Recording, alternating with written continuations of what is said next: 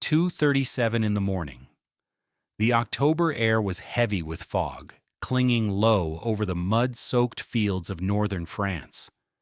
There was no gunfire, no shouting, just the kind of silence that only comes after too much death. 30 American soldiers crouched behind a shattered stone wall, eyes fixed on the faint outlines of a German position ahead.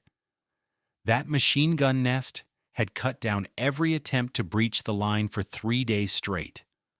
No one moved. No one spoke. They were waiting for orders that never came. And then one man stood up. Corporal Robert Harris did not say a word. He did not shout or raise his weapon. He simply took one step forward, then another, his boots sinking into the wet ground. Behind him, his fellow soldiers watched in disbelief. He was not following orders. He was not leading a charge. He was just moving. What happened next took exactly 180 seconds. No one fired a shot. No one sounded an alarm. But when the sun rose a few hours later, the German line, so well defended, so impossible to crack, was gone. Broken, empty, and no one could fully explain how. This is the story of how one low-ranking corporal with no rank to protect him and no plan but his own did what entire platoons could not. He walked into the heart of enemy fire without making a sound and broke a German stronghold in less time than it takes to boil an egg. If you think courage is loud, think again. Let's go back to where it began. An ordinary man in an unwinnable fight, October 1944. The war in Western Europe was entering its most brutal phase. After the Allied landings in Normandy earlier that summer, German forces had retreated inland, but not far. Every town, every forest, every bridge became a fortress. And near the outskirts of a small French village known as Saint-Amand, a narrow road and a patch of high ground had become the center of a standoff that no one wanted to talk about anymore. For 3 straight days, American infantry units had tried and failed to breach the German defenses positioned on the east end of the village. Dug in behind stone buildings and reinforced bunkers, the Germans had machine guns perfectly placed to cut down anything that moved in daylight. The official estimate was 23 American casualties in 72 hours, 7 of them killed in a single morning assault. The orders from headquarters were clear: hold position, wait for armor support, and do not engage until further notice. Morale was low. Rations were tight. Every man in the platoon was sleep-deprived and soaked to the bone. Many had not changed their socks in 5 days. In the middle of that misery stood Corporal Robert Harris, 23 years old. No special decorations, no promotions in sight. A second-generation corn farmer from Iowa. He had volunteered for the Army the day after Pearl Harbor, not out of anger, but out of obligation. In letters to his younger brother, he once wrote, "I don't want to kill anyone, but I don't want someone else to fight for me either." In training, he had been quiet. Reliable, but quiet. Not the kind of man to speak up in meetings or question orders. But in combat, something changed. He moved differently, calm, focused, and always paying attention to things others ignored. He noticed how the fog shifted in the early hours. He memorized where the German gunfire paused for a second. He timed the duration between bursts. By the 3rd day at Saint-Amand, Harris had begun drawing sketches in his notebook. Not just maps, but lines of sight, wind directions, shadow patterns. He kept these notes to himself, only occasionally showing them to a fellow soldier named James "Red" Mallory, a wiry Texan with a sharp tongue who didn't scare easy. One evening, as they crouched behind an overturned cart, Harris leaned over and said something Red would never forget. "If I can get to that blind spot," Harris said, pointing to a narrow trench just west of the German nest, "I think I can shut that position down." Red stared at him. "You mean with the rest of us behind you?" "No," Harris replied. "I mean alone. Quiet." It sounded like suicide. And technically, it would have been insubordination. No plan had been approved. No officer had signed off. The sergeant in charge had already lost too many men and refused to allow another frontal push. Everyone had agreed to wait for tanks, but Harris kept watching, kept drawing. And somewhere in his head, a plan began to take shape. Not a perfect one, just possible enough. What made this moment different was that Harris didn't believe in glory. He wasn't looking for medals or a story to tell. He just hated watching his friends freeze in trenches while the war sat still. He hated the feeling of helplessness more than he feared the bullets. No one really noticed him that night. He ate his ration like the others, cleaned his gear, folded a letter from home back into his breast pocket, but he had already made up his mind. He was going in. When every strategy fails. By the morning of the fourth day, the platoon was losing its edge. The men had stopped talking. Faces were hollow, eyes unfocused. They weren't just afraid, they were resigned. The war had slowed to a crawl, and no one wanted to be the next name on a casualty list read back home over static-filled radios. The German machine gun nest hadn't moved. Neither had the Americans. It was a brutal kind of stalemate. Loud in the day, silent at night, deadly in both directions. Orders remained unchanged. Hold position and wait. But to the men freezing in their foxholes, it sounded more like, sit still and pray you're not next. Corporal Robert Harris was not a reckless man. He knew what disobeying orders meant. But he also knew what waiting had already cost them. The enemy had not grown weaker. They had grown confident, predictable, complacent. That, Harris believed, was the one mistake he could exploit. He had spent every hour watching them, how they changed guards, how they handled fatigue, when the gunners blinked too often. He noticed that for exactly 23 seconds every cycle, there was a gap between firing bursts when the barrels cooled and fresh belts were loaded. It wasn't much, but it was something. Still, a plan was only an idea until someone had the guts to move. And Harris knew that no one else was going to try. Not after what happened to Sergeant Daniels. 2 days earlier, Sergeant Daniels had led a daytime push with a full squad, 12 men across open ground. Only 5 made it back. Daniels didn't. They had barely reached the halfway point before the Germans opened up, cutting through bodies like wheat. That memory haunted the platoon. They stopped trusting strategy. They started doubting each other. Some whispered about retreat. A few had stopped cleaning their weapons. That's when Harris knew the next move wouldn't be decided by rank. It would be decided by resolve. Late that night, under a sky so overcast that even the moon refused to show itself, Harris gathered what little he would carry. A sidearm, 2 grenades, a knife, no rifle. It was too heavy, too loud. He wrapped his gear in cloth to muffle the sound, even removed the dog tags from around his neck and stuffed them into a sock to keep them from clinking. His bunkmate, Red Mallory, noticed the movements. "You serious?" Red asked, voice low. Harris didn't answer right away. He tightened the straps on his boots, checked the tension on his belt. "I have to," he said. "We can't sit here another day. Someone's got to move." Red looked at him, mouth open to protest, but said nothing, because in that moment he knew Harris wasn't looking for permission. He was looking for peace, and maybe redemption. There was no formal goodbye, just a nod, a shared glance, and then Harris disappeared into the dark, one boot step at a time, fading like a shadow into the mist. 10 minutes later, the platoon's second lieutenant spotted something unusual in the morning report. Movement logged near Sector C without authorization. He cursed, thinking someone had broken formation.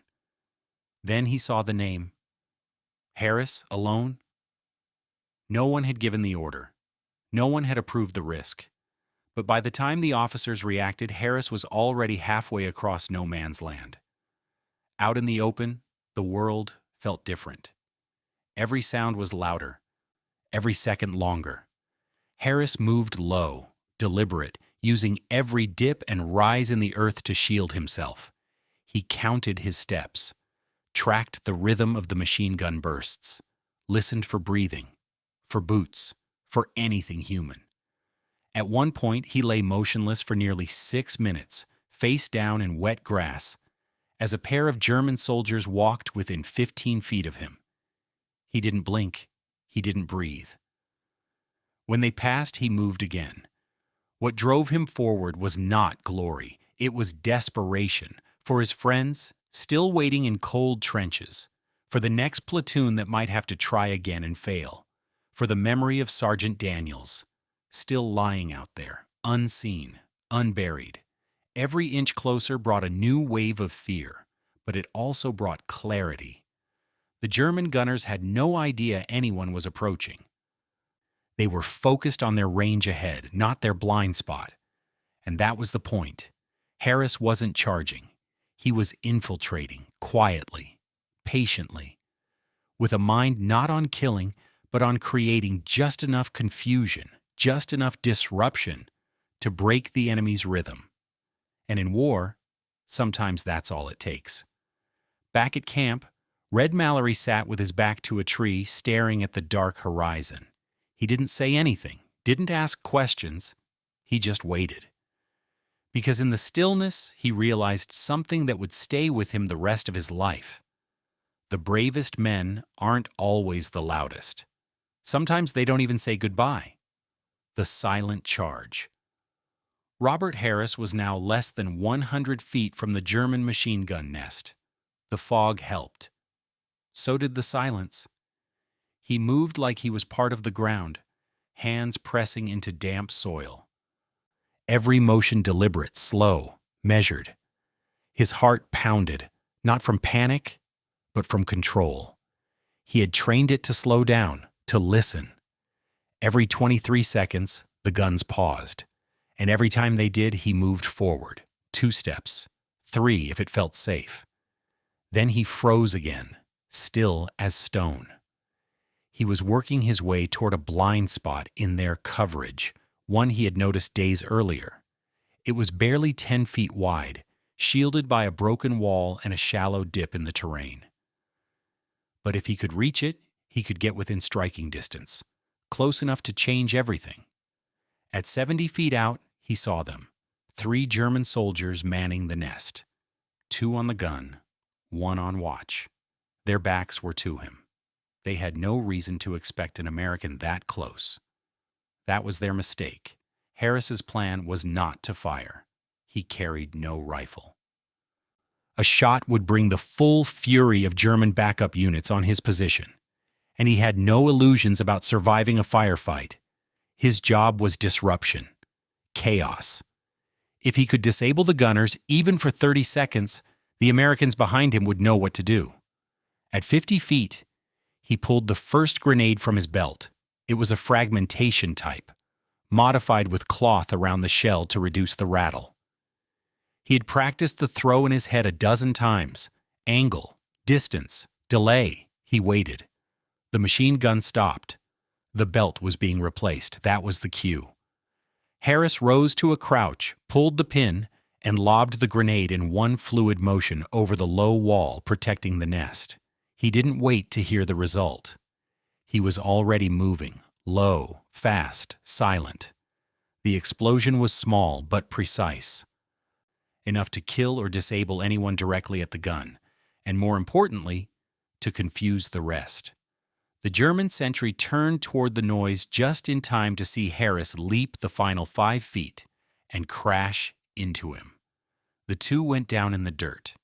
Harris landed a strike with the butt of his sidearm, knocking the man unconscious before he could shout. The entire sequence took less than 10 seconds. Back at the American line, soldiers jumped up. They had heard the blast. Some thought it was incoming fire. Others knew better. Red Mallory stood first. "He did it," he whispered. "He actually did it." Then, Harris stood on the German position. He didn't raise a weapon. He didn't wave a flag. He simply turned back toward his unit and raised one fist. That was the signal. Dozens of American soldiers surged forward, pouring across the open ground that had taken so many lives before.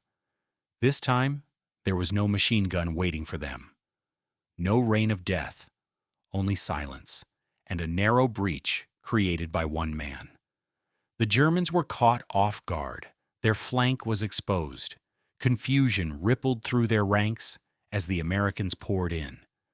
Within 15 minutes, the entire German line at Saint-Amand was collapsing, units retreating east, some surrendering outright.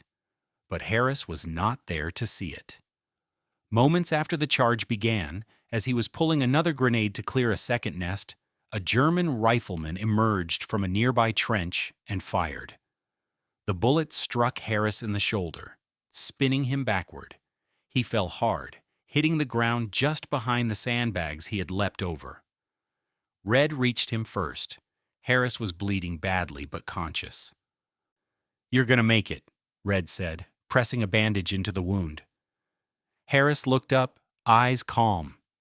"Did it work?" Red nodded. "Hell yes, it worked." As medics arrived, Harris was pulled back behind the line. He had been on the German side of the battlefield for just under 3 minutes, exactly 180 seconds. It took the American forces 2 more hours to fully secure the village. But by then, the momentum had shifted.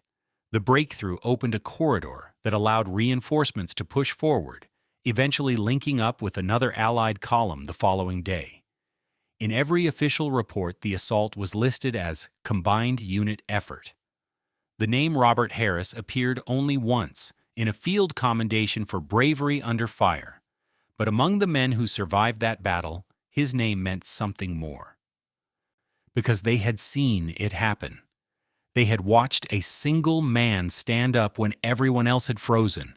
They had seen him walk into gunfire, not to kill, not to conquer, but to change the odds just enough to give the rest a chance. No speeches, no glory, just action and silence. The man no one expected. By the time the sun rose over Saint-Amand, the village was in American hands. Smoke still curled from the ruined rooftops. Craters marked the streets. A few German soldiers had surrendered. The rest had retreated east, leaving behind crates of supplies, scattered weapons, and the remains of their defensive line, now eerily quiet. The official briefing that morning credited the breakthrough to a combination of opportune fog cover, unexpected flank breach, and rapid squad movement. None of the senior officers mentioned Corporal Robert Harris by name. Not at first.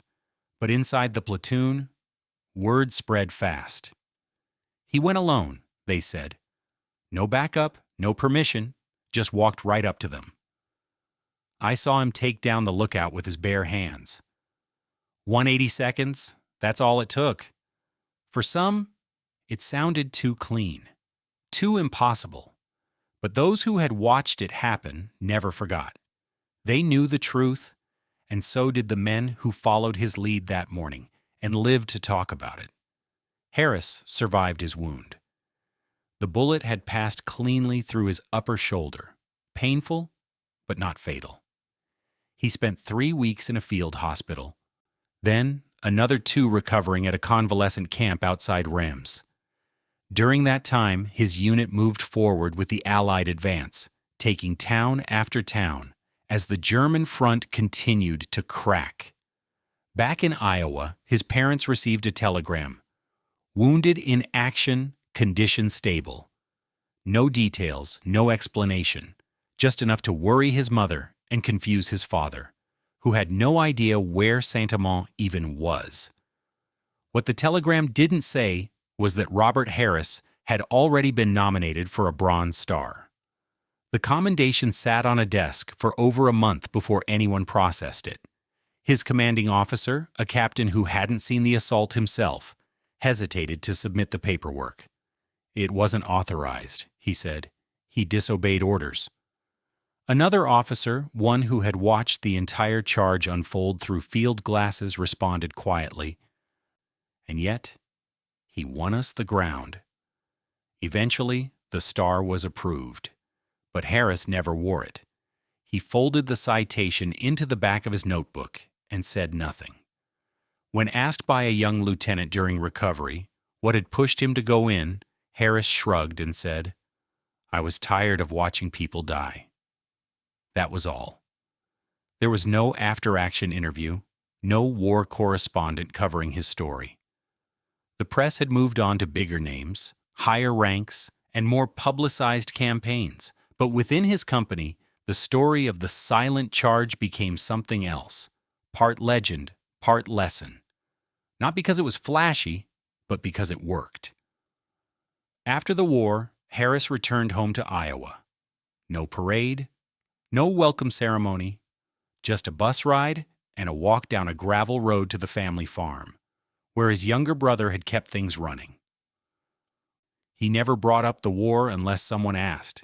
Even then, he'd give the same answer every time. "I just did what needed to be done." But years later, at a small reunion of his unit in Kansas City, one of his sergeants stood up during dinner and raised a glass. "I've served under a lot of men," the sergeant said, "but I only saw one man walk through bullets without a sound and change the whole damn battle in 3 minutes flat." Everyone stood with him. Some stories from war are loud. Explosions, speeches, headlines. But not this one. Corporal Robert Harris didn't raise his voice. He didn't lead a battalion or hold a flag. He didn't wait for permission or a plan drawn up on a blackboard 2 miles behind the front. What he did was simple, dangerously simple. He stood up when no one else would. He moved when everyone else froze. And in exactly 180 seconds, he broke a line that had held for days. That number, 180, became something whispered in his unit even years later. Not as a legend, but as a marker, a reminder of how quickly everything can change when one person chooses action over fear. Robert Harris never called himself brave. He never spoke about tactics or sacrifice. In his own words, scribbled quietly into the margins of his old notebook after the war, he wrote this: "Sometimes you just move, not for glory, not for orders, just because no one else has. And maybe that's enough." His story wasn't taught in schools. It didn't make the textbooks, but for the men of his platoon and the lives saved because of what he did, that silence, that 3-minute window, meant everything. War doesn't always reward the quiet ones, but history should remember them. So now you've heard it. The man who didn't speak, didn't wait, and didn't stop. Who moved through fog and fire. Not because he wanted to be remembered, but because he couldn't keep watching others fall. What would you have done? What shocked you most about this story? Tell us in the comments. And if you believe quiet courage deserves to be heard, share this story with someone who still believes heroes have to shout. Sometimes the most powerful act in war is silence.